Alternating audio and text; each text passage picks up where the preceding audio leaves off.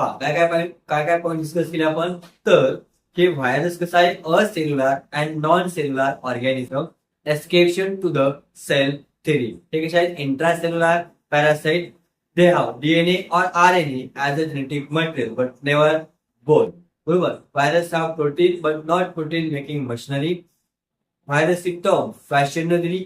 अवेअरनेसनं काय सांगितलं, तर virus are smaller than bacteria.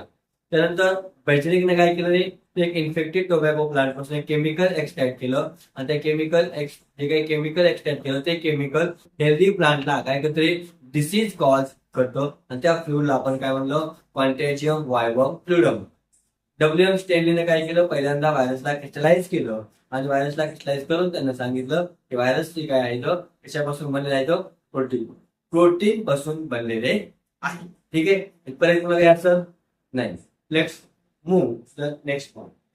That infect plants are called. त्यांच्यामध्ये जेनेटिक मटेरियल कोणतं आहे, तर single stranded RNA. Virus that infect animal, त्यांच्यामध्ये जेनेटिक मटेरियल कोणतं आहे, single stranded RNA, single stranded DNA, single stranded RNA, double stranded RNA आणि single double stranded DNA.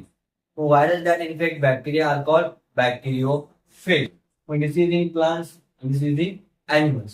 Disease in animals कोणते, मॉक्स, स्मॉलपॉक्स, साऊथ आणि इन्फ्लुएन्झा. हे कुणामुळे होतील, व्हायरसमुळे होतील.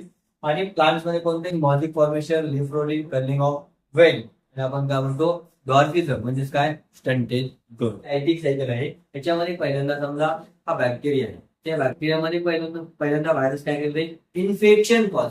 काय करणार, व्हायरस इन्फेक्शन कॉज करणार. जसं इन्फेक्शन कॉज केलं या व्हायरसनं बॅक्टेरियामध्ये, तसं सेकंड स्टेप काय होणार, त्या व्हायरसचा जो जेनेटिक मटेरियल आहे तो या बॅक्टेरियामध्ये एंटर करणार. व्हायरसचं जेनेटिक मटेरियल बॅक्टेरियामध्ये एंटर झालं, मग या बॅक्टेरिया मधला जो काही डीएनए आहे त्या डीएनएला ब्रेक करायचं काम कोण करणार, व्हायरल जेनेटिक मटेरियल किंवा व्हायरसचं जेनेटिक मटेरियल. त्यानंतर काय होणार, म्हणजे जे काय बॅक्टेरियाचं जे काही कंट्रोल आहे कुणाकडे आले, या व्हायरसच्या जेनेटिक मटेरियलला पूर्णपणे कंट्रोल घेतले, कुणाचं, बॅक्टेरियाचं. नंतर काय होणार आहे, या बॅक्टेरियाच्या सेलमध्ये जेनेटिक मटेरियल तयार होणार, कोणाचं, व्हायरसचं, आणि कॅप्सिड तयार होणार. शेवटी पॅकेजिंग होणार आणि शेवटी बॅक्टेरिया बर्स्ट होणार. त्यातून व्हायरल पार्टिकल काय म्हणतो, रिलीज होतील. ही कोणती सायकल, मग आपण म्हणतो लायटिक सायकल.